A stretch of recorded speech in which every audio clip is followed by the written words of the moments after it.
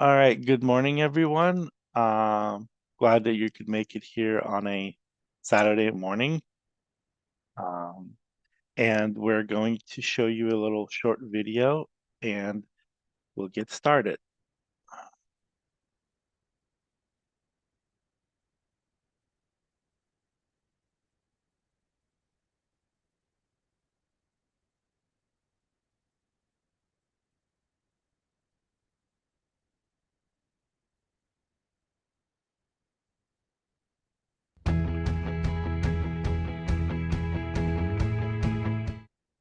Welcome to today's session, everyone. We are PreMed CC, a student-led organization established in the fall of 2021. Our goal as an organization was to create an online program for pre-medical students at community colleges and universities, with the hope of guiding the next generation of diverse and inclusive physicians. And while we advertise our organization as being for community college students, our events are open to anyone. We realize that finding guidance and mentorship in a pre-med journey can be especially challenging for first-generation pre-med students, people that lack the financial resources, or just those who do not know people in the medical field. One of the best parts about our events is that they are virtual, so you can do it from the comfort of your own home. We typically have events on Fridays from 5 p.m. to 6:30 p.m. Pacific Standard Time, and on Saturdays from 11 a.m. to 12:30 Pacific Standard Time. If you aren't able to attend the event, all of our sessions are uploaded on our YouTube channel. Many of our sessions will end up with a Q&A with the speakers. Any questions that you have, you may put it in the Q&A session on Zoom, and our team members will read them and have them answer. After you have attended our event, you can log into our website and complete the quiz, which will contain questions pertaining to our session today.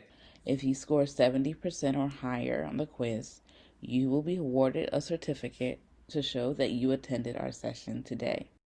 If you want to stay connected with the upcoming events or just want to tell your pre-med friends about the PreMed CC, you can find us on Facebook, YouTube, Instagram, and TikTok as @PreMedCC.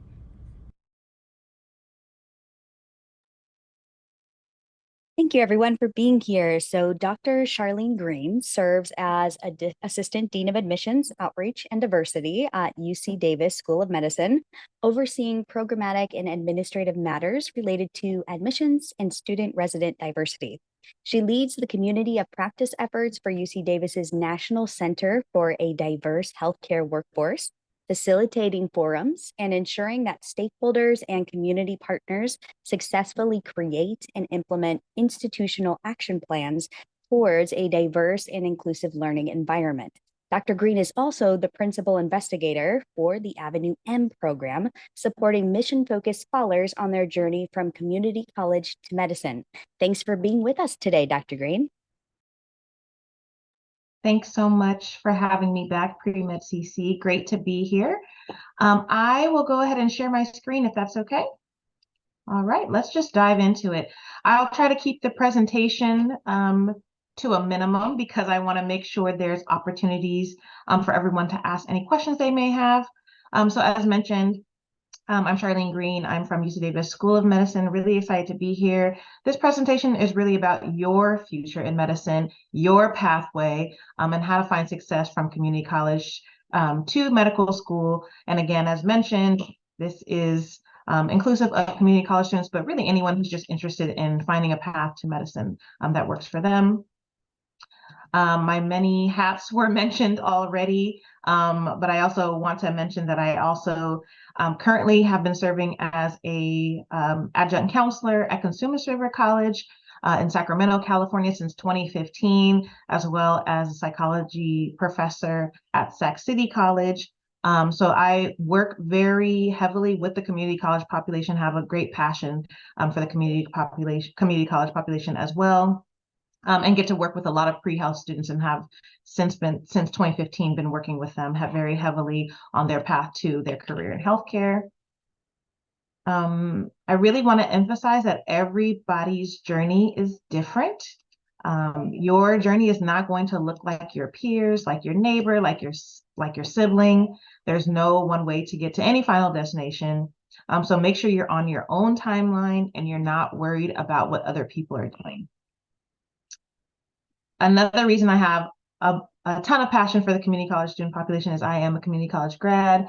I am a graduate of American River College. I'm a graduate of Sacramento State University, Stingers up. But I started attending Sac State and actually was dismissed because I had poor academics. Went to community college to kind of get back on track. Had an amazing counselor in Dr. Judy Mays, so shout out to her. She really helped me see what my path could be, help me understand the talent that I had and where I needed to grow, and help connect me with resources. So one of the things you'll hear me talk about a lot in this presentation is accessing resources and not doing this process by yourself. So again, there's no right way to achieve or do this. You really need to find a path that works for you and implore help from a lot of other people. So the path to medicine, this is a long game. If you've played Monopoly, you know that's a long game. So I always compare that to the path in medicine. So this will take a while, and that is okay. Surprise, you have selected a lifelong learning profession. So this is a profession in which you will never stop learning. You will actually never stop studying and never stop taking exams. Even when you are board certified, you'll have to recertify every 10 years. So I want to make sure that folks understand the level of commitment and level of responsibility. Going into medicine, you really owe it to your patients and your communities, right? You need to stay abreast of your field and understand where the newest treatment plans or the latest research, because that could change the type of prescription you provide a patient, the type of treatment plan, the way you look at their environment, right? Their social determinants of health, and how you develop what will help them become healthy. So really make sure you understand the commitment you're getting into. Doing well and gaining or retaining knowledge is better than finishing fast. You actually need your core coursework, which we'll talk about. You actually need to understand it. It's not just you're in the class and you're taking the test and then you're done with the class because you got an A. Everything, all the content builds upon content. So the classes and the coursework get more complex, and then you've got to take it all and apply it in the clinical environment. So you really actually need to understand the content well. It's not uncommon for STEM majors to spend more than 2 years in community college. I always tell my pre-med and pre-health community college students, take your time while you're here. And then when you transfer, you'll be more equipped and better prepared to kind of hit the ground running with more higher level science intense coursework.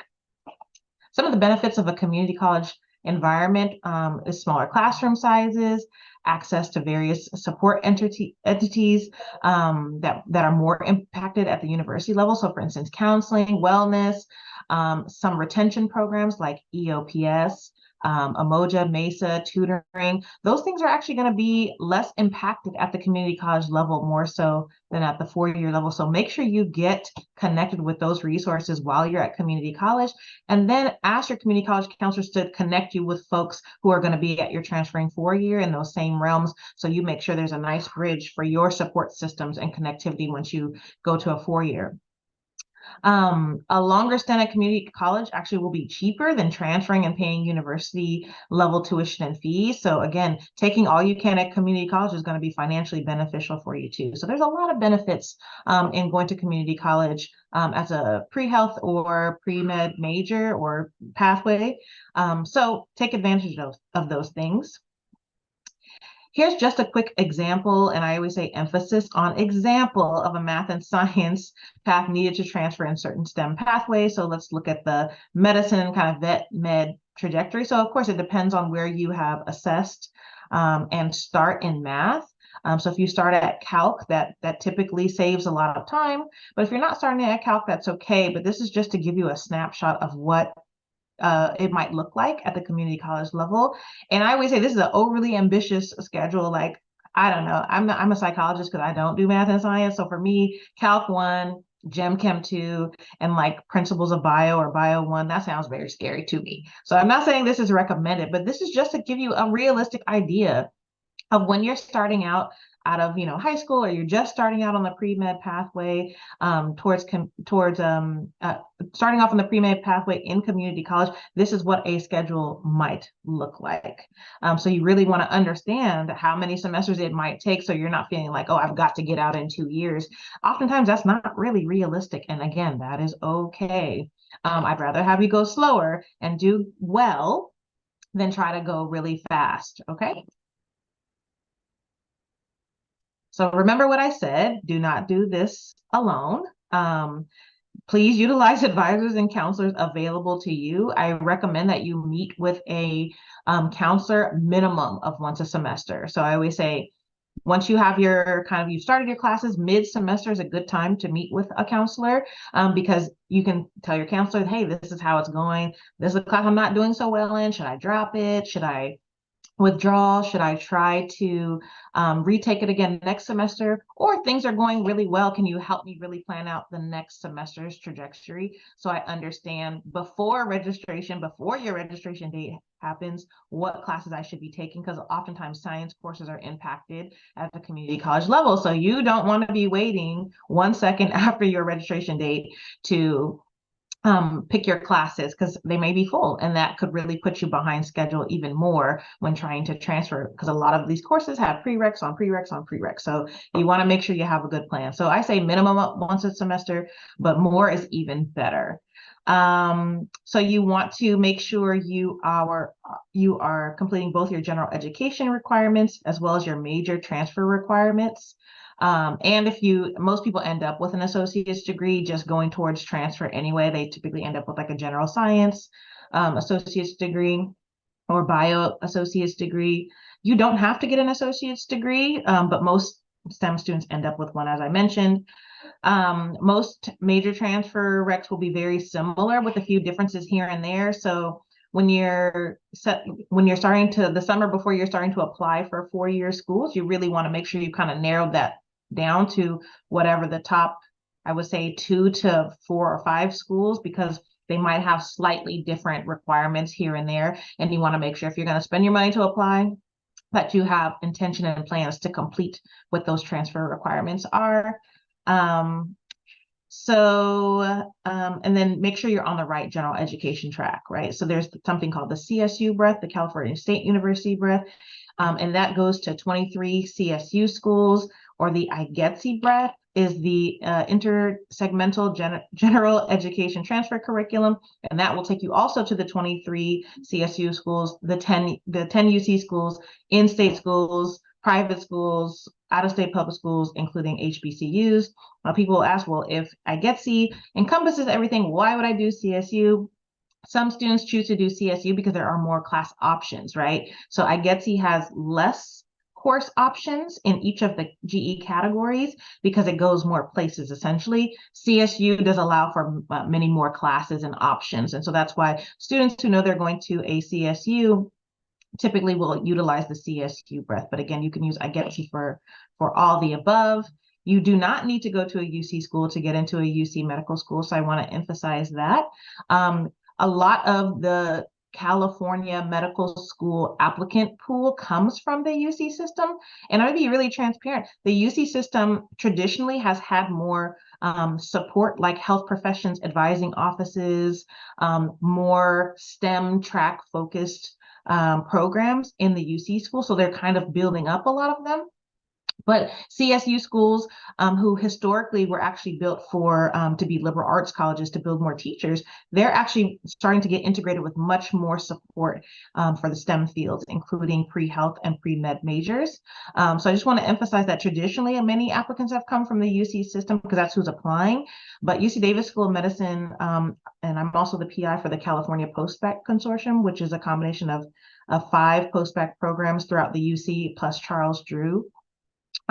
We are doing active recruitment within the CSU system because there's some really great talent in the CSU system that we feel hasn't been tapped into.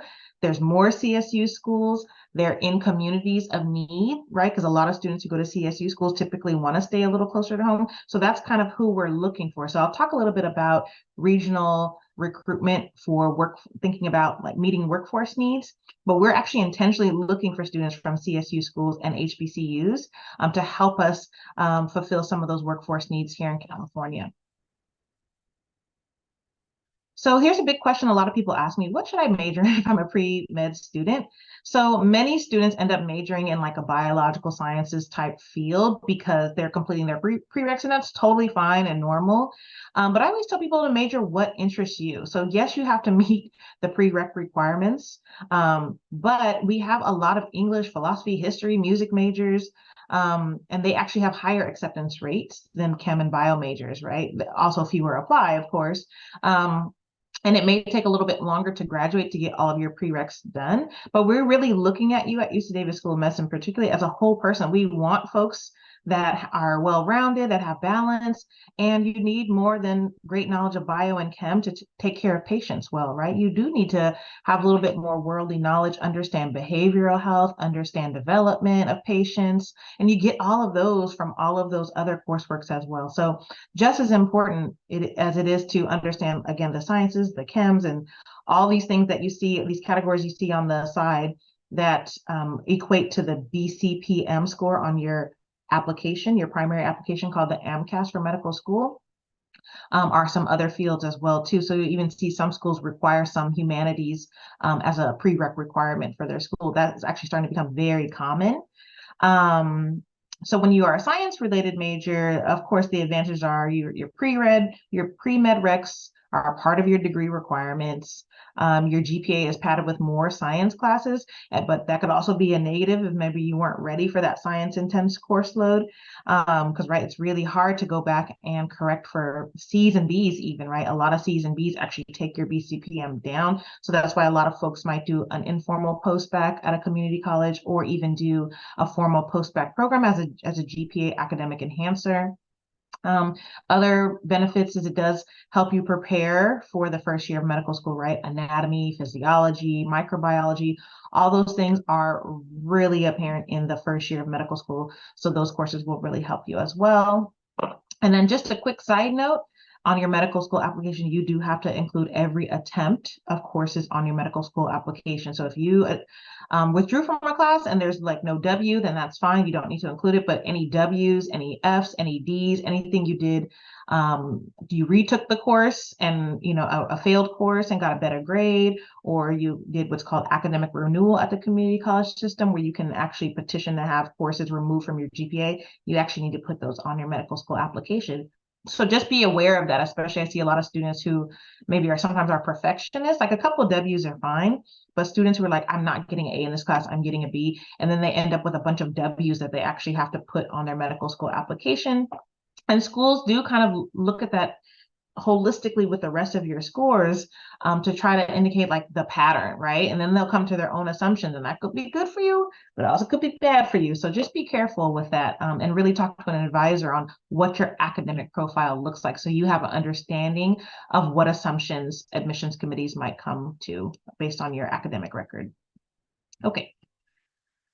So what should you be focusing on now? So number one, I already mentioned this, building knowledge. So gaining and understanding foundational concepts of the subjects and accessing your resources. Like absolutely do that. Practice. I would say practice makes almost perfect. You'll never be perfect. You shouldn't strive to be perfect. You should just strive to be knowledgeable and gain as much knowledge as you can. But math and science skills are really important, and you have to practice this, right? You have to, again, know it, understand it, pass tests, but then also keep it banked in there so it's applicable to the clinical environment when you get there. You should be focusing on building study skills. Medical school is not like undergrad. You learn differently. The whole fire hose scenario, I'm sure folks are, that is a real thing. A lot of information at one time. So really you want to set a good foundation of study skills. I would say you got to know how to grind. If you want to do medical school, you've got to know how to grind. It is a lot of information. So I would say, yes, study skills, but I'll also practice coping and wellness. Right? You don't want to wait till you get to medical school to learn how to manage all of it. You should be practicing that now, right? The pressures, the stressors, trying to understand information, cram and study, learn how to pace that out, but also learn how to incorporate wellness. That is going to serve you really, really well in medical school. And again, learning for application. So learning to apply it in the future. And then this is just a list that I've been sharing with folks. The best thing that you can also do right now is, this is like learning another language. Being a pre-med student is like learning another language. So there are lots and lots of resources out there for you just to get acclimated with this world. By the time you get to interviews, you want to speak that language, right? You want to be able to talk with evaluators and interviewers in a language they're going to connect with, right? So when you're talking about social determinants of health, when you're talking about access and health disparities, you really want to be well versed in that language, in that world, and how it relates to society and how it relates to overall healthcare of communities, right? And so the best way to do that is get engaged with all of these platforms. PreMed CC is a great way to get engaged. And here, it's all on the internet. It's all on YouTube. Just put it in the background and listen, right? Listen to people who are admissions folks like me talk, listen to faculty talk, listen to current medical students imparting advice. Just keep listening to that. So by the time you get to the application and the interview, you not only speak the language, but you're not overwhelmed. If anybody's ever looked at the pieces of an application, which we'll go over just briefly, there's a lot of things in a medical school application. So you want to be familiar with all that terminology and understand what's the best thing to put in each section, so you're not feeling overwhelmed by the process. When you're applying for medical school, it's not a, let me do that this weekend, or I'm going to take 2 weeks and focus on my medical school application. It's like an 8-month minimum process putting your application together. So you really want to make sure that you're not coming into it without at least the foundation of understanding the language, right? So I put here, and I'm happy to put in the chat later, a ton of resources that you can just get connected, that have other opportunities as well, but pre-health and pre-med conferences, opportunities to connect with advisors, opportunities to, again, get engaged with admission folks, faculty, and current health profession students. So please take advantage of those things. And then just touching on what you can do before and after transfer. I have a lot of my community college students who come meet with me for counseling, and they want to like get an EMT certificate or start scribing. And so really I work with them to understand like what time do they have? How are they able to focus on both academics and these other activities? Are you taking extra coursework to get these certifications? Like some people say, oh, I want to do medical assisting so I can get experience for medical school application. And that's typically not what I would suggest, because you have so much coursework to do. You really don't want to put yourself further behind. And you kind of want more experiences closer to your application time. So it's okay to start things like clinical internships in the summer, research, things like that, shadowing healthcare providers. But I would avoid doing like a whole nother career field just to get experience if you're going towards medicine. So I've listed some extracurricular things here, and then also how to get opportunity. I mentioned going to pre-health conferences, connecting with your instructors, right? People know people who know people who know people. So connect with your instructors about your interests. One of the first things I do with a lot of my pre-med programs is we work on an elevator speech or a professional narrative. When you introduce yourself to people, letting people know in a diplomatic way who you are, what you're going after, and kind of where you're at in the process. Super important. So again, connecting with your instructors, even your own, if you have a primary care physician, connecting with them on what your interests are and who you are. So when opportunities come up, they can think of you first, right? Okay. I can only see Mindy, but she's giving me so much affirmation. So thank you for that. Like, oh my gosh, someone's listening to me. Great. So I'm going to just run through a couple of myths. And then I was given a list of many more. So I'll try to touch on as many as I can. So we've touched on some of these. You should take a science intense course load in community college to prove you can handle harder material. Again, I say don't do that. Take a little bit longer. Take the time you need in community college to do well. Number one, like get as many A's as you can, but also to make sure you understand the content and have the knowledge to move on to the next level. Community college requirements do not count for medical school. Absolutely false. We have students who do all of their prereqs for medical school in community college. And we also have what we call post-grads, right? If you've already gotten a bachelor's degree and you go back to community college to do the prereqs you need, completely acceptable. We're looking at you holistically. We want to understand your academic package, and we're just looking at both your trends, we're looking at your coursework, and we're looking at basically your MCAT score to understand, like, can you do medical school? That's what we're trying to gauge. We already addressed this. Staying longer in community college for 2 years is not looked upon favorably. That's fine. Doesn't matter to us. Medical school does not accept students that started at community college. Completely false. I'll talk about it in a second, but there's actually studies that we are actually now looking for students who have done community college, because again, we know that they're local typically, and they are statistically more likely to serve in areas of need.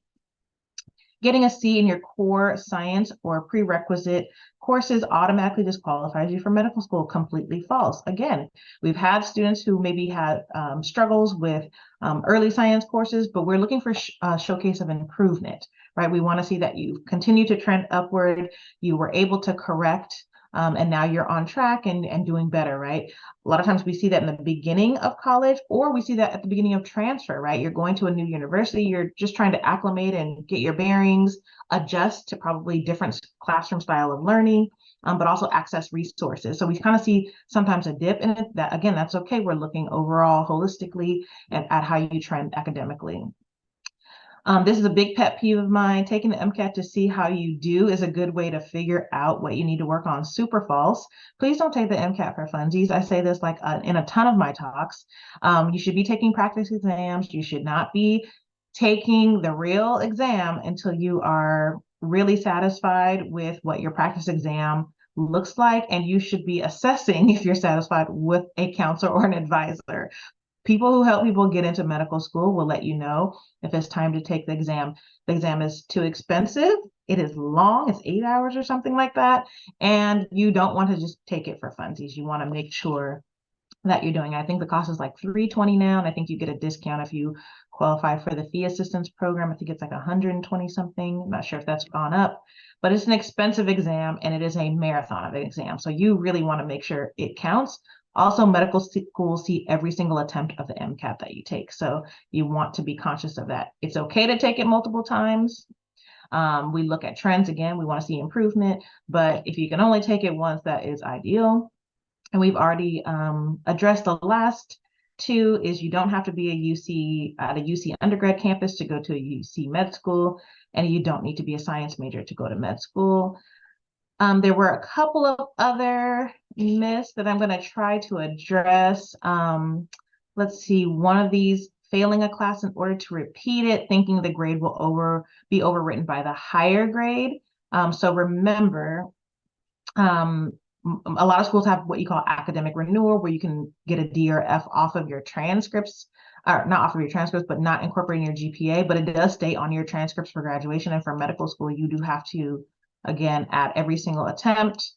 Another myth, financial background matters. Medical schools make you pay upfront for 4 years, and you need to have an 800 credit score. I have not seen this to be true at all. Actually, 78% of our students are deemed as economically disadvantaged at UC Davis School of Medicine. So number one, you do not have to pay upfront for 4 years.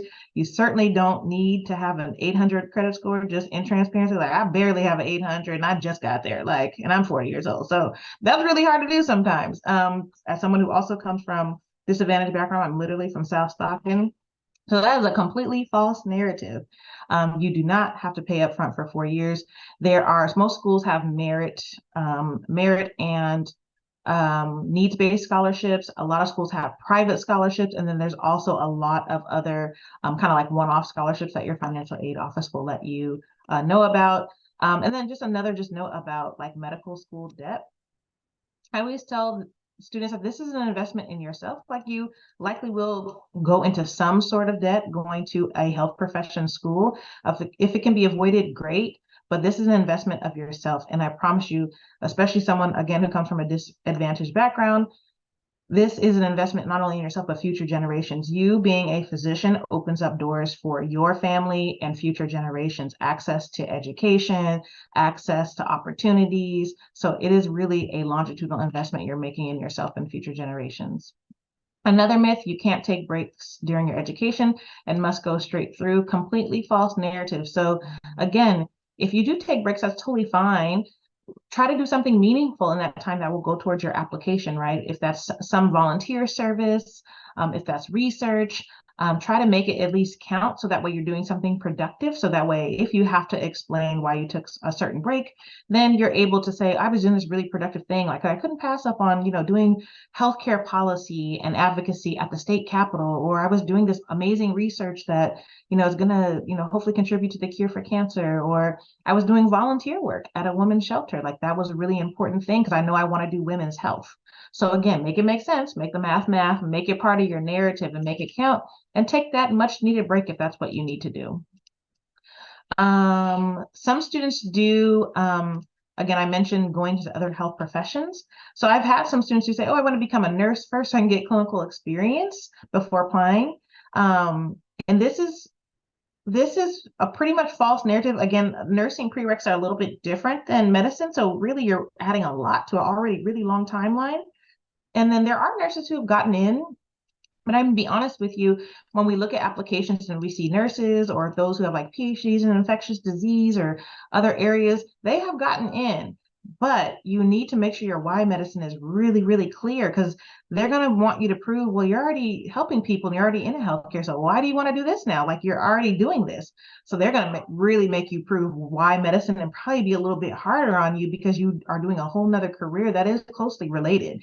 And then are you going to be able to make it clear, or is it going to look like, oh, I just don't know what I want, or I want to be in school forever? Again, a lot of people are reading your application. They're going to come to conclusions. So you want to make sure things are super clear. So I think if you're using applying to nursing school first and becoming a nurse as a strategy for medical school, I say probably don't do that. And again, a great way to assess a career path for you would be meeting with a counselor and advisor to really talk about your reasoning and thinking behind this. Let's see. Oh, volunteering only in medical setting counts, and anything non-medical is frowned upon. Totally false.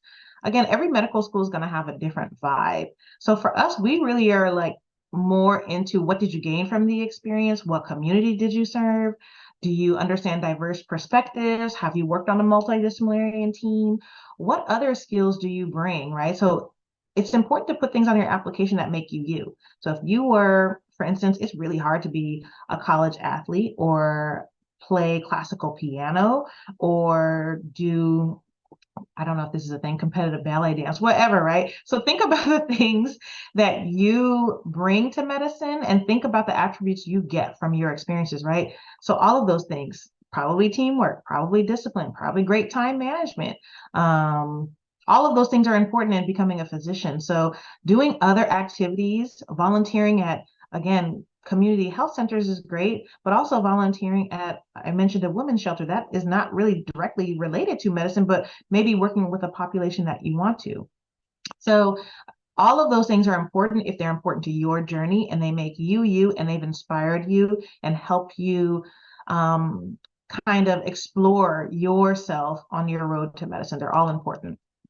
The next one is personal statements don't matter, and you should just list the work you've done in chronological order. So personal statements 100% matter. It is a really important part that we look at, right? It's the main piece of your narrative and your story. And I have a little personal statement starter pack that I'll go over to in just a few, but it definitely is important. Just side note, is like Charleen pet peeve is please don't start your personal statement with a sound like that drives me nuts, like boom, crash, bang, I heard the ambulance. Don't do that. Don't do it. It's really distracting. It typically doesn't hone well with admissions committees from what I heard. Let's see, high GPA guarantees admissions. Anything lower than 3.8 means you're not ready. Completely false. I reject people every single week, 100% MCAT, 4.0 GPA. That means, yeah, you probably can do medical school, but that doesn't necessarily mean you'll make a great physician, honestly, right? We're looking for other stuff, right? Think about bedside manner, think about listening to the patient, think about taking the time to educate the patient, meeting the patient where they're at. There's a lot of things, respecting other people on the healthcare team. So a lot of other things besides metrics that make a good physician. Gap years are detrimental, completely not true. I actually call them enrichment years. Actually, at UC Davis School of Medicine, we have a little bit older of a student. Our average student is actually about 26, when what they would consider a traditional student before is 21 to 23. Our, I think, youngest student has been 19 at UC Davis School of Medicine. Our oldest student has been 58. So we really are looking at life experience. We're looking at a ton of things, what you've done, if you're a career changer, what expertise or unique thing you're going to bring to the field of medicine and the first year class. So gap years, or like I said, I call them enrichment years, don't look bad, because we really want to make sure you have the experience to enter the clinical field. We don't want, and that sometimes can be hard to do when you're doing undergrad and applying for medical school. Not impossible, but can be challenging to get robust opportunities and experiences and exposure to the clinical environment when you're trying to do both school and prepare for your application. Extracurricular activities can replace bad GPAs and MCATs. So that's definitely false. And I always tell people define what bad means to you, so I can really help you assess. Because again, we're not just looking at the number, but we're looking at the trend, trending up, trending down, all over the place. And you do need extracurriculars to be good, because honestly, medical school application is just competitive, especially here in California. So you kind of need the whole package. And for academics, again, we're trying to assess, can you do medical school? And then the rest is, do you have the attributes that we can use to help build a great physician focused on, for us, workforce needs of California. Letters of recommendation only from science professors matter. Everything else is frowned upon. Completely false.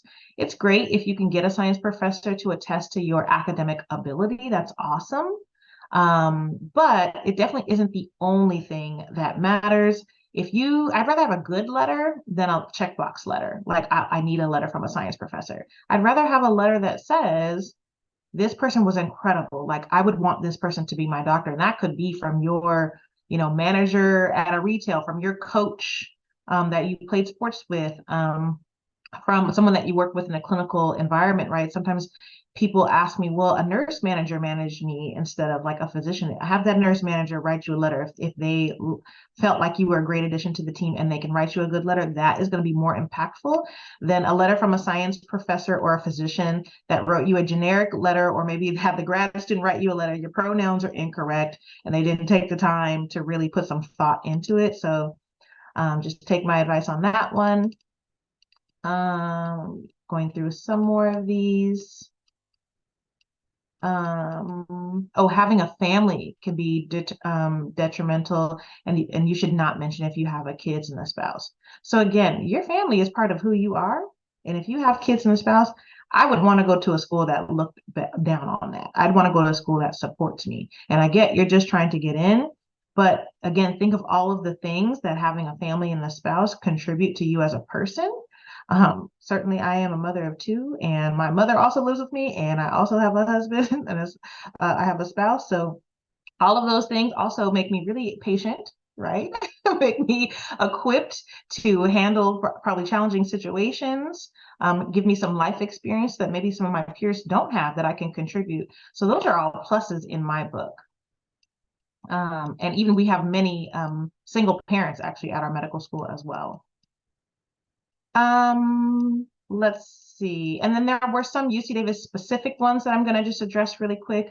It said that one of the myths was UC Davis does not prefer nor accept UC Davis undergrads and only wants UC Berkeley or UCLA undergrads. Completely false. We actually have a lot of UC Davis undergrads in our school, but to be honest with you, we don't preference any of these UC schools anyway.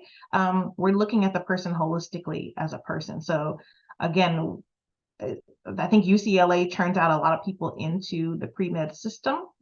And so a lot of applicants in a general sense in California come from UCLA.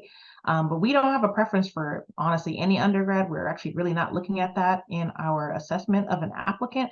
We're looking at, can you do medical school? And do you have the activities that would contribute to you being a great addition to the first year class and bringing something unique to the field of medicine? And that's pretty much it. If you're interested in anything other than primary care, they will reject you. UC Davis is a primary care school, but that is a completely false narrative. So let me tell you what being a primary care school means. We're actually number 6 in the country in primary care. So what that equates to is 50% of our students, our graduates, go into primary care. But just as important, the other 50% don't. What we're really more interested in it is those who want to meet workforce needs. So I don't know if y'all know this, but the rural northern area of California is severely underserved. Central Valley, 10 most underserved parts of the country, like in the nation. It's like one of the 10 most underserved areas is the Central Valley. So Central Valley and the rural north, they need surgeons, right? They need anesthesiologists. They need other healthcare professions too. So for us, it's actually more so about workforce needs. I guess another myth about UC Davis is you need to do a post-bac in order to get in. That's also completely false. I think the last time I did the data for the class I entered 2022, there were 26% of the class had done not a post-bac, but just any pathway program. So even smaller percentage for post-bac students. So you don't have to do a post-bac program to get in. If you need that, then we welcome that. We don't discriminate against students who've done post-bac. Post-bac is like the closest thing to medical school that's not medical school. It's like the Olympic qualifier, like the show before the big show, because it is science intense coursework. Look what I can do when I have a supportive environment. A cohort style, I'm just doing school and I'm not having some of the other challenges that I've had maybe when I was an undergrad, like working, like having to help support family, things like that. So it's meant to be more of an indicator of what you can do when you have an optimized environment. So it's not needed to get into our school, but certainly if you need it, I would recommend you take advantage of it because it is great to get ready for medical school. And again, talk to your counselors and advisors to decide if that's right for you. Okay. So I've been doing a lot of talking. Should I just keep pushing through? I think I'm going to just do another 7 minutes. How's that? Good. Okay. So let's talk just a little bit about a couple things at UC Davis School of Medicine. We're really interested in changing the future workforce, particularly of California, but really meeting society needs. We're focused on social accountability in admissions. So really, social accountable admissions is the obligation of the school to direct their education, research, and activity towards prioritizing the healthcare needs of the region and the community, period. It has to be an institutional priority and mission if it's really to be true. And our strategy is really selecting students from communities with the greatest needs, right? We want to select those students, create programming in those communities so students continue to learn in those communities, and then hopefully go back and work in those communities once they finish medical school. That's really important to us. And why are you needed in healthcare? So this graph shows the 95817 zip code, which is where our medical school is in the community of Oak Park in Sacramento. 95616 is the zip code of Davis, California, where the undergraduate campus is. And as you can see, there is a 10-year difference in life expectancy. So we really want to recruit students who are interested in working on this problem, who see clearly that this is not fair and who want to do something to address these issues. So why community college students? So not only are we talking about it, but there is evidence that shows that students who come from community colleges are more likely to serve in areas of need and in primary care fields and serving communities that need them the most. So this is truly something that is not just we made it up, but it now has evidence to showcase that, hey, we should really be looking to community colleges for this untapped talent.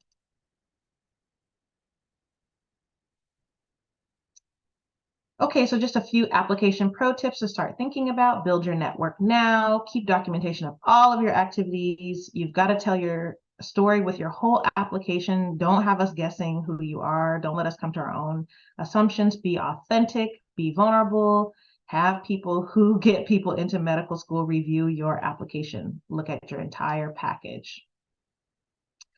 Just a little bit about the application process, and maybe you've touched on this in many other workshops that you've had with PreMed CC, but the primary application is the AMCAS application. That's the universal application going to all medical schools.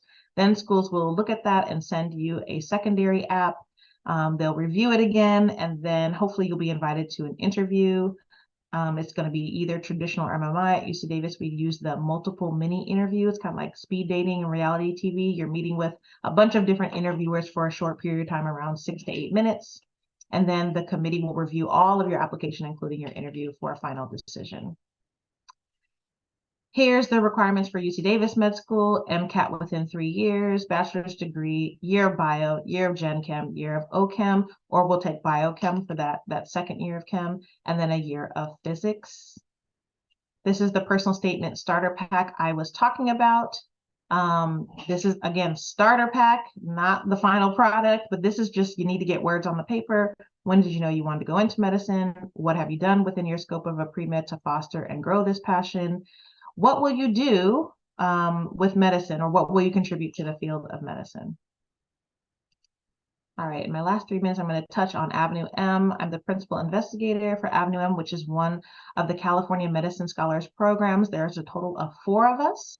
UC Davis program is called Avenue M, and it focuses on Sacramento all the way up to the Oregon border. It focuses on increasing physicians from community college to serve Northern California. It eliminates barriers and provides mentorship, experiences, and helps community college transfer students go to either UC Davis, Sac State, or Cal Poly Humboldt. Those are our 3 4-year partners. Here's all of our partners included. These are the community colleges that qualify for Avenue M. And I'll talk about the other hubs. If you don't see your community college here, then you might fit into one of the other hubs. This is what an Avenue M Scholar Journey looks like. You would get involved with Avenue. Yes. Next Friday, all 4 programs will be here. Oh, awesome. Yep. You'll hear a ton about it then. Great. So here's kind of our Avenue M Scholars. So I won't touch on that too much since you'll hear it next Friday. But you would fill out your interest form. You would join our cohort as a community college student. We do a summer intensive program your first year. Then we support you with application and transfer support. And then your second year, you'd actually do a clinical or research paid internship. And then after you transfer and you're continuing Avenue M students by going to one of our 4-year partners, then we will help you focus intensely on your medical school application. You get your MCAT exam paid for, as well as your prep course for the MCAT. And you also will get a stipend as you study for MCAT, because we want you to do nothing else but study for MCAT. And then here are the program benefits for Avenue M. You can see them all there. Community, advising, lots of workshops. You get scholar awards throughout the program, and all those things I just mentioned. But most importantly, career and medical school preparation. Just in general, you have to have, for the Avenue M program, overall GPA of 3.0. This is not specific to just science coursework, but overall GPA, at least 12 units completed of transferable work. You can have pending coursework, but then you have to submit official transcripts before your admissions to Avenue M is confirmed. And then to apply, you'll need a student ed plan from your community college counselor, which means a comprehensive plan, like what's the plan from now until you transfer out. And then you also submit your unofficial transcript. Skip that one. Since I know they're going to go over this next week. We also have a bunch of other pathway programs at UC Davis School of Medicine. Our Health Equity Academy is for high school students. Our MIS-PEP program is currently only open to UC Davis and Sac State and now Cal Poly Humboldt students, but it's UC Davis juniors and seniors. So we, again, help with application prep and professional identity formation. We do have a post-bac program at UC Davis. And then we do also have a ton of virtual tours and outreach events every year. Our website actually has a Trumba calendar that shows when all of our virtual tours are, and then all of the outreach events that we're going to be at.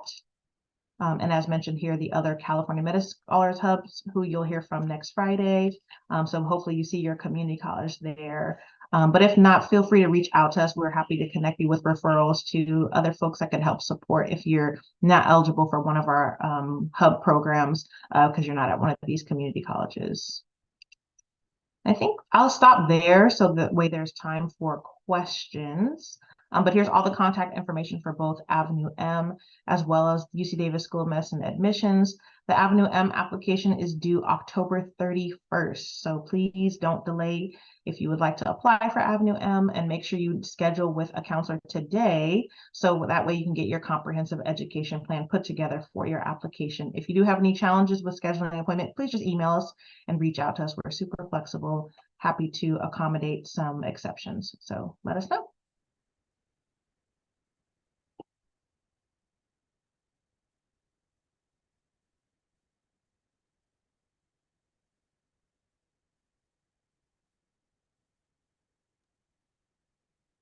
All right. Thank you so much for that lovely presentation. It was amazing.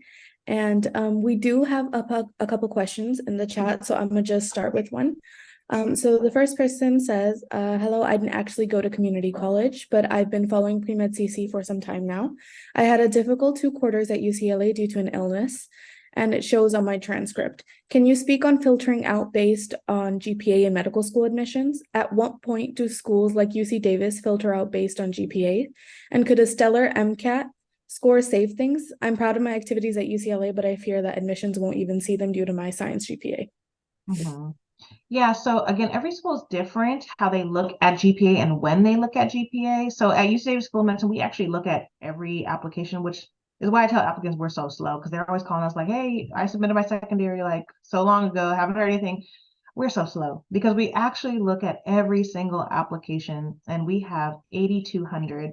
I think it was 8,215 last cycle. That's a lot of applications. So it takes us some time. We're slow, but at UC Davis School of Medicine, we do look at every application. So definitely a stellar MCAT could help mitigate that.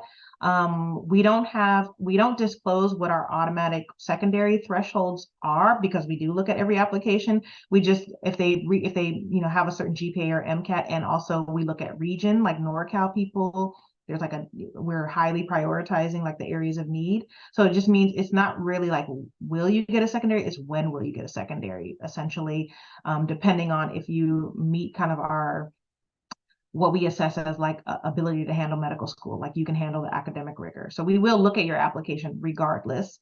And again, like I mentioned, we're looking for trend upwards, and then just some sort of, so I have had like a student, for instance, who had like a 3.11 science GPA, or no, 3.1 overall, 2.97 science GPA, 80th percentile MCAT. So again, move forward, no issues. But again, we're looking at everything else too. So you could have those things. And if you feel like you have strong activities, that's great. But I've also seen some folks that have a low metrics with a combination of really not strong activities and really haven't moved forward. So you want to make sure you put the strongest application forward that you can put forward. Just to add on really quick, I know that I believe some medical schools, I'm not sure exactly which, but I believe I heard that some only look at like the last like 45 units for GPA sometimes. So keep that in mind, like for like also if you like take like a post-doc, for example. Yeah, and like I said, work with your pre-health advisor or advisor, or if you have access to the MSAR through AAMC, it will give you more detail on and access to more like every medical school and like what they're looking for and what their requirements are. All right, thank you so much.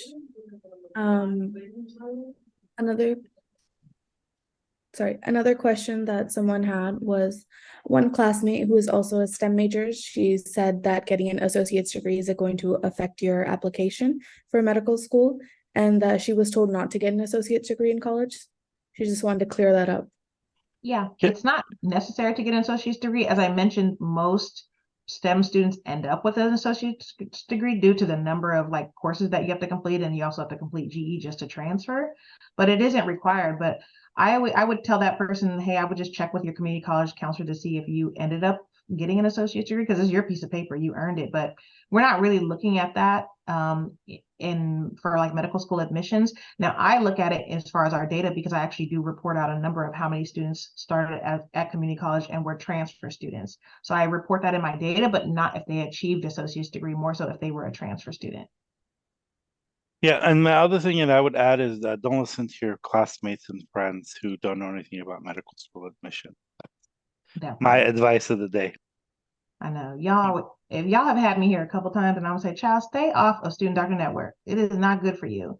It's gonna make you spiral down. Don't do it to yourself. Yeah, in my organic chemistry class, I had a student say in the class to people that, oh, if you don't get an A in organic chemistry, you don't get into medical school, and was just trying to psych everybody out. And I just kind of give him the look, and he's like, well, and I said, that's not true. And so, yeah, don't listen to your classmates or your friends. Like they don't know what they don't know what they're saying, and they're trying to psych you out. And I would just say those are toxic people you should probably stay away from. But like coming here and asking these questions and all these other resources that are out there, and also the other part of it too, if anybody comes and says, "Oh, uh, give me $25 an hour and I'll give you advice on medical school," I would say run away. But that's just me.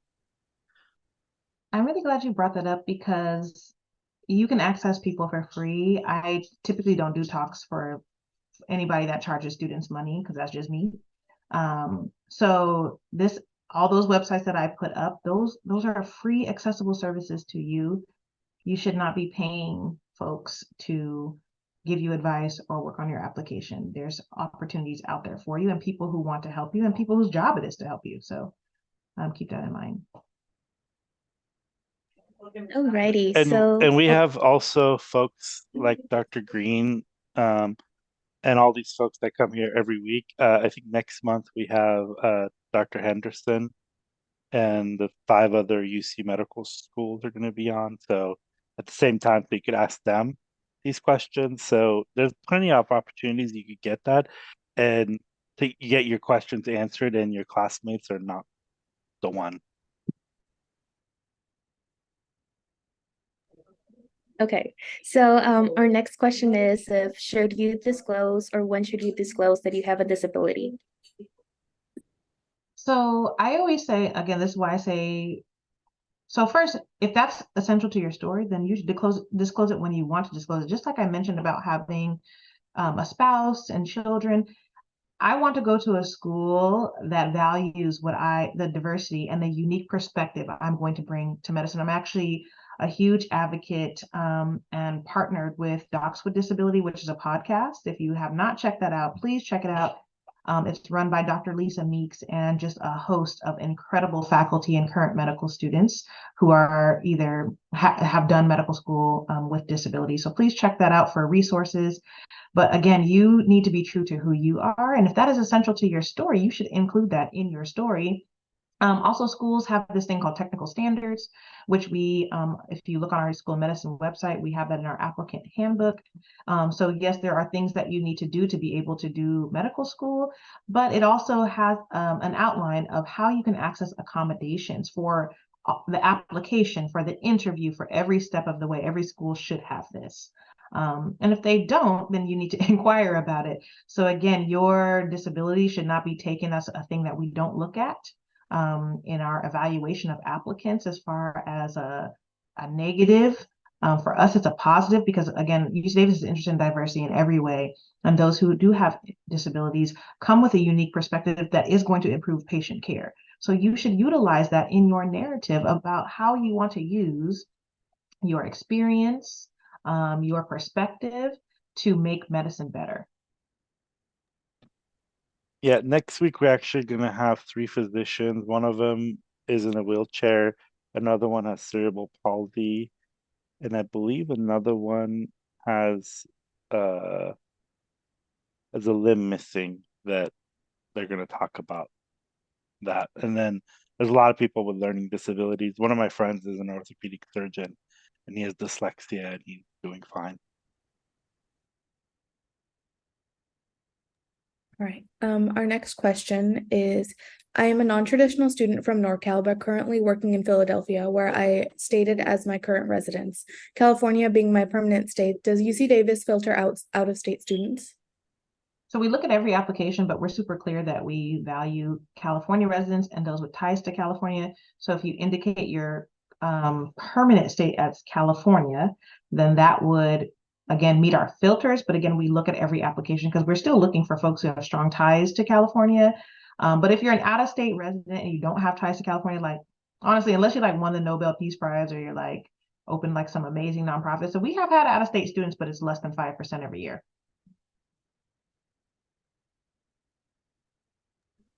Okay, so The other question, it's more in regards towards nursing. It says like, I am currently in the process of getting my AA in registered nursing. Can I use that towards my next level of schooling, or will I be limited because it's only in registered nursing? So again, what you're saying is the next part of schooling. As just now I'm putting my community college pre-health advisor hat on. So for nursing, there's 105 ways to get to nursing, right? So you could do the prereqs and do a ADN, right? Associate's degree in nursing.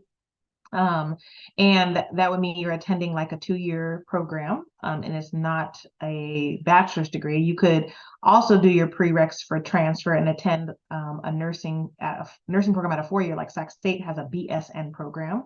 Some students do a science-focused undergrad degree and then apply for like a master's of science in nursing that comes with the qualifications for you to be a registered nurse. So for instance, UC Davis has a program that's Master's of Science and it comes with the requirements for RN. So then you'd have a bachelor's and then the MSN, and then you'd be a registered nurse with a master's. Some students also do that bio undergrad degree and then do like an accelerated 1-year nursing program at like Samuel Merritt. There's a lot of different ways to get to nursing, but if you're talking about specifically, you are an ADN or an associate's degree a nursing program, and the next step for you would either be to work as a nurse and then pursue like a bachelor's degree in like science. Like let's say you want to do like an NP program later, you could do that as well because you already have the RN piece, but you need the bachelor's degree piece. So I really encourage you to talk to a counselor because there's like 100 ways to approach a career option in nursing depending on where you are now and what you actually end up wanting to do.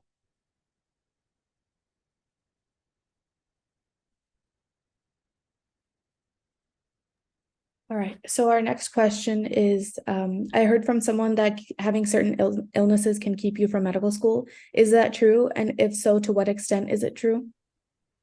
That's like super vague. I don't know what certain illnesses mean. I'm like, y'all got to be specific because I'm not sure what that means, right? Again, I encourage you to look at the school's technical standards because there's some things you physically have to be able to do to go through medical school and have access to the education. And there are disabilities or illnesses you can have that we can provide accommodations for, but you really have to look at the technical standards and assess where you fall in that, because I really can't answer that because it's not specific enough for me. But I have not heard of like anything specific where that's like, oh, if you have this, you're not getting into medical school. For the next question, for letters of recommendation, is there a difference between how recommendations provided for an upper division course versus a lower division course are looked at? If so, how much is that difference? You're trying to quantify letter strength, and that's really hard to do because, again, my answer to when everyone asks me like what, if, when is it depends, because it's like, who is the letter from? How strongly do they feel about you? How did you do in the class? What does your grade trajectory look like in relevance to the actual letter? So again, if it was like a core course, but it was early on in your academic career, but you have been rocking with this professor for years, they know you as a pre-med student, and they have known you over time and watched you grow and mentored you, that's a strong letter. It doesn't matter that it was a letter in a core course. If you've continued to do well and you've developed a relationship with that professor, that's really, really good. And it shows that you also have some skills in, network, staying connected. And that's one thing that I always tell pre-meds too, is when you're getting ready to apply for medical school, that is not the time to like reach out to professors for the first time. You should be building relationships with people you're vibing with, right? Like a professor sees something in you, you're connected with them, you need to be staying connected with them. And what that might look like is, number one, introducing yourself to them as a pre-med student or a pre-health student. I enjoyed your class, yada, yada. Listen, December comes around, happy holidays, Professor so-and-so. I'm still on track to be a pre-med. Just want to check in with you. Hope you're well. Keep reminding them who you are. Whatever, happy Easter, happy Hanukkah, whatever. Make sure they remember who you are throughout the process. And then by the time you get there, you're like, hey, I hope I can still count on you for a letter. Like I'm getting ready to apply or whatever, you better be keeping up with all of these mentors and folks that you have so they can actually write you a strong letter because that you've developed a relationship with them so they actually care about you. Those types of letters are what make the most impact in the application.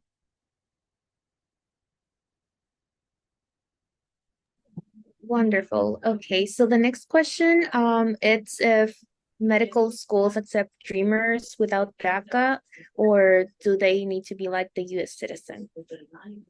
So every medical school is different. I'm not in close contact with any medical schools that don't accept DACA students. So we don't look at status in our application process at all. Again, students may write about this. If that's important to who you are and your narrative and your story, you should put that in there. But we have many DACA students at UC Davis School of Medicine, and we really try to work with them to support. The challenges comes in like working one-on-one with students as far as financial need. It really isn't the getting in part. We have very capable and supported DACA students at UC Davis School of Medicine. But we work with them more closely individually once they're in because we want to make sure that we're helping them with the financial support needed. But citizenship is not looked at in our process at all. The other thing that I would just add is there's a great organization called Pre-Health Dreamers, and I put their link in the chat, and they have a lot of resources for how to navigate your pre-med, medical school, and residency. So check them out. They're a great organization.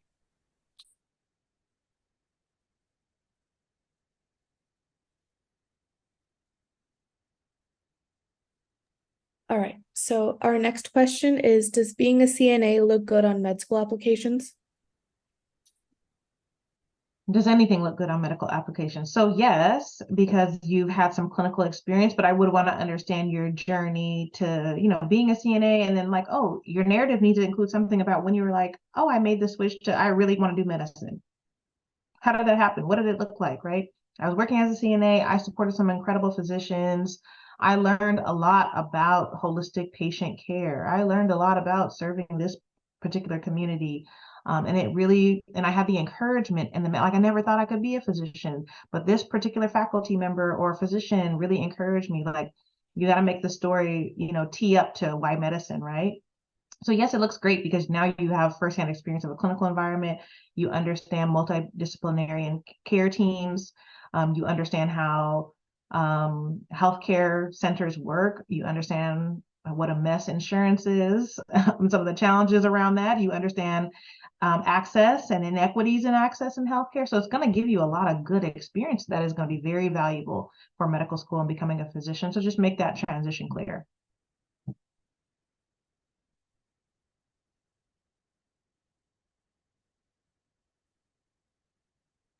Okay, so the next question we got is, as someone who took the self-directed postgraduate approach, could you advise on how much this weighs in the admissions process and ways students like myself could highlight our strengths during the interview process? Yeah, so self-directed post-grad support, I'm assuming you mean like DIY post-bac, do-it-yourself post-bac, is that, I'm assuming that's what you mean? Okay, yeah, so how admissions can be, again, we're looking at like coursework, course load, the actual courses you took, the depth of it, how's it different from the other courses that you took before, were you a career changer? I think we look at them similarly to the post-bac program, but we know you're not getting all that other like additional wraparound service support. So we're really just looking at purely like grade wise, how did you do, what courses did you take, and then like what the MCAT looked like in respective to all of that coursework holistically, essentially. But it's not frowned upon or anything like that. We're just looking at it as like academic trend.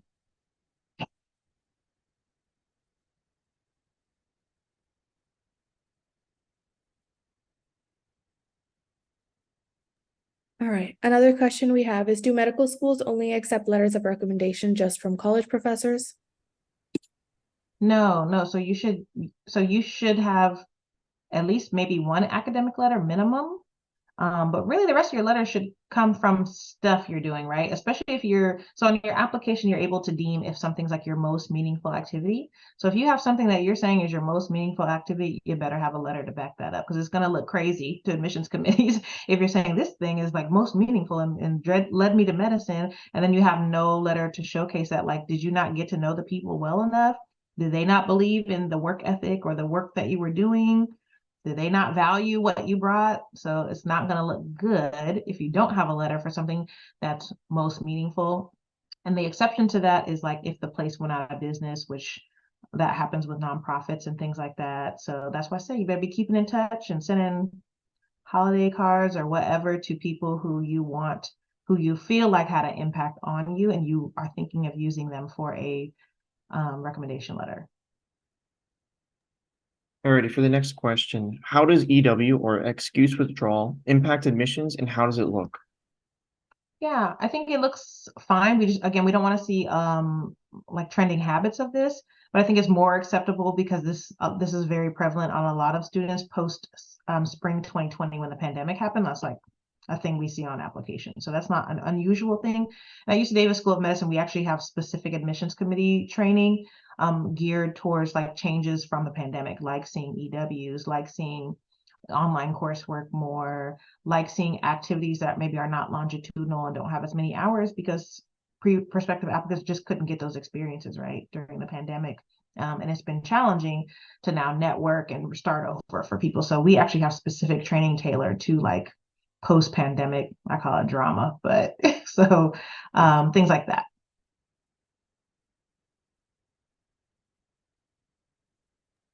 So returning a little bit back to the letters of recommendation, there's a person that's asking about if medical schools accept high school recommendation letters. So I would recommend not using high school recommendation letters or activities from high school unless, this is why I say my answer is always, it depends. Unless you were like the top high school chick or dude, whatever, like to do something, right? Like you build a robot that like, I don't know, does surgery or something like that. Like unless you did something so incredible in high school that you were like the top in the country, I would say probably don't use that. Or unless it wouldn't be one of your main letters, but let's say you have had a mentor from high school that was maybe like a sports coach or a specific teacher that like helped spark your interest and you stayed in touch with them. Again, key is like you stayed in touch with them. They know what you've been doing. They know your accolades, your awards, the work that you've done.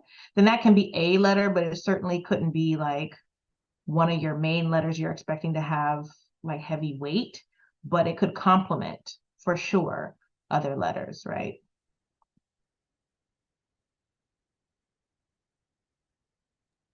All right, and another question we have is, my mom is friends with a lot of people in the medical field. Is it best to ask them if I could shadow, or what's the best questions to ask them?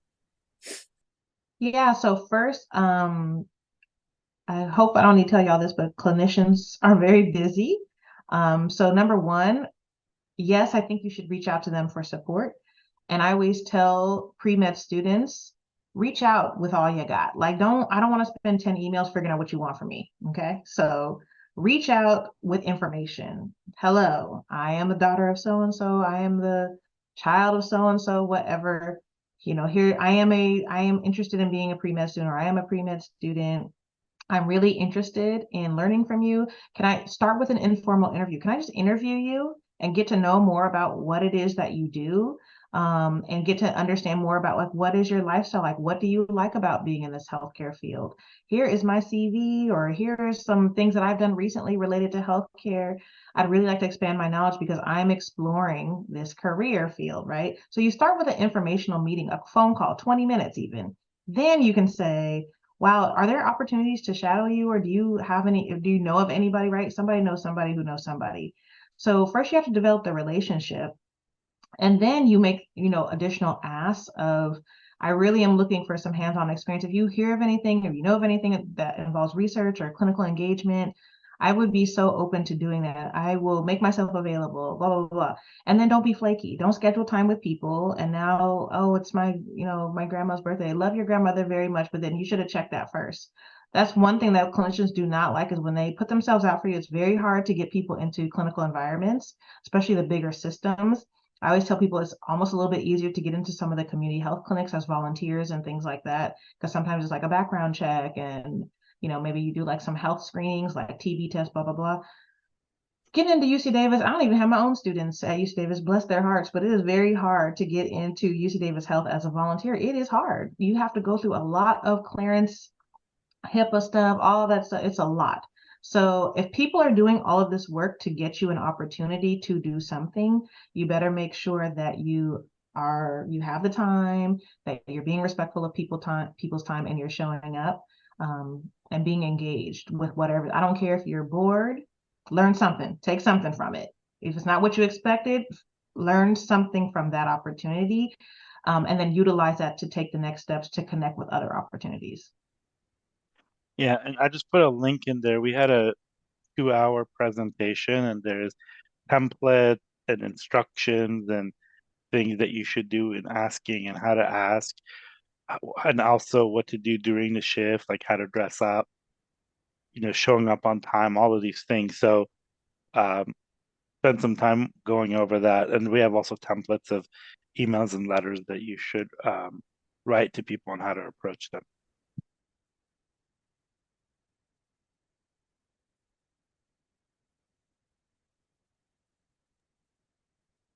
Any other questions?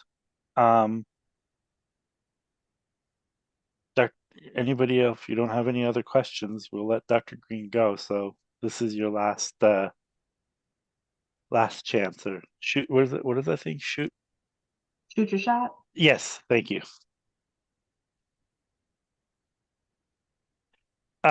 We put that link in the chat. If you look at the chat, go to that link that we have there, and you can look at the templates and everything in there.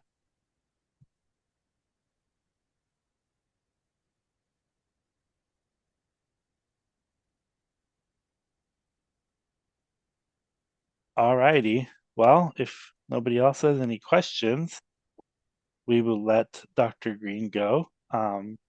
Thank you again for making yourself available on a Saturday morning.